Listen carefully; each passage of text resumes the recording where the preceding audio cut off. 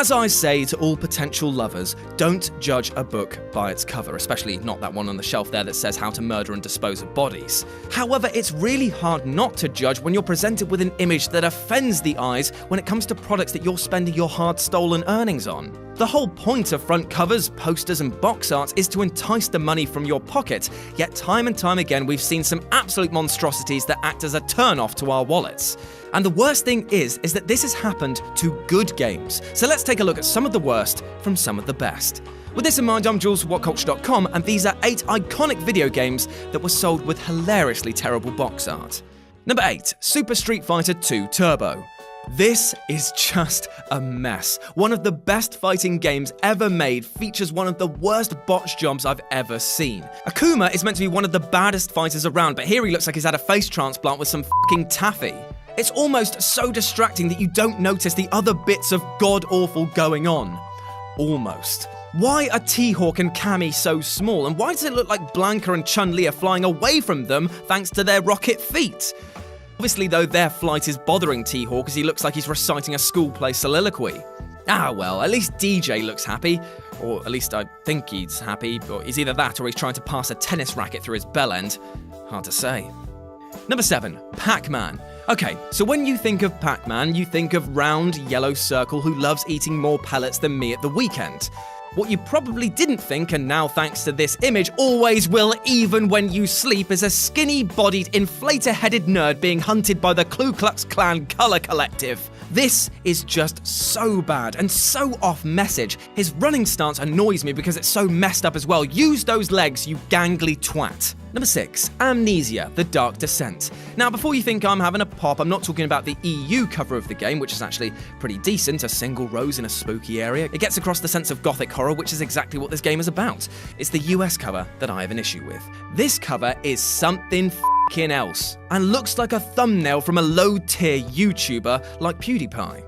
Fist that, bro. Firstly, it ruins the surprise of what the enemies look like in the game and doesn't even do them justice. It looks like he's kicked a f***ing table leg more than he's trying to scare Mr. Generic in front of him. It seems to take every single iota of what this game is about and just shat all over it, which actually takes some effort, so you're welcome, I guess. Number 5, Doom 2016. Right, okay, so this one personally annoys me more than most, because when I think of Doom, I think of and all the flames and fire and explosions and death, oh glorious, glorious death! But what the front cover of the 2016 release gave me was you get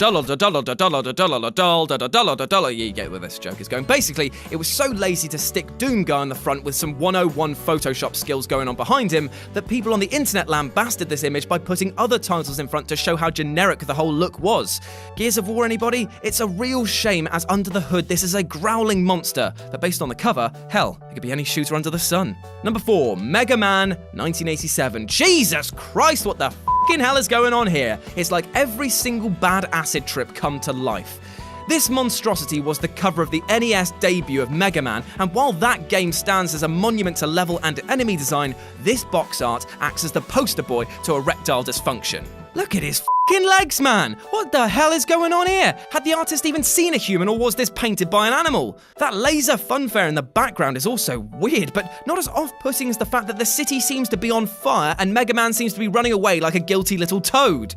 Gun in his hand, and the stern demeanor paint him as an arsonist on day release. This one image could not be further away from the message of what Mega Man is about. Number 3, Ico. America. Why you do this? Why take a near-perfect box art, hand-painted by the director of the game, by the way, and trash it so badly? The original Japanese and EU version is clean, minimal, dare I say, iconic, but the US version is so bad. So bad. It's so tacky looking and holds the same artistic charm as a B-rated game you find in a bargain bin. In fact, so universally reviled is the North American version that even Sony's Yasuhiro Kobayashi has, in the past, blamed its visage for Ico's near to non-existent sales in the region. It doesn't get more damning than that. Number 2, Batman Arkham City Game of the Year Edition. Did somebody say marketing? Did somebody say marketing department put every rating we've got for the game on this box? Did somebody say we don't trust our fans to make a decision, so let's bombard them with our rock-steady masturbations and subtlety out the door? I think they did. I think they goddamn well did. Ugly as sin. And number 1, Donkey Kong Atari.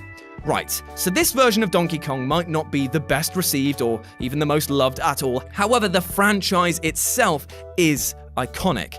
And this was the box art. I feel like I need to call some scientists and some art historians to let me know what the f***'s going on here. Firstly, where's Donkey Kong? Is it this? Is it that? I've no idea. But if not, what are they? Little drill-nosed, mohawk-sporting monsters who look happy enough throwing themselves into what appears to be a void in an effort to knock a clown off a ladder. What?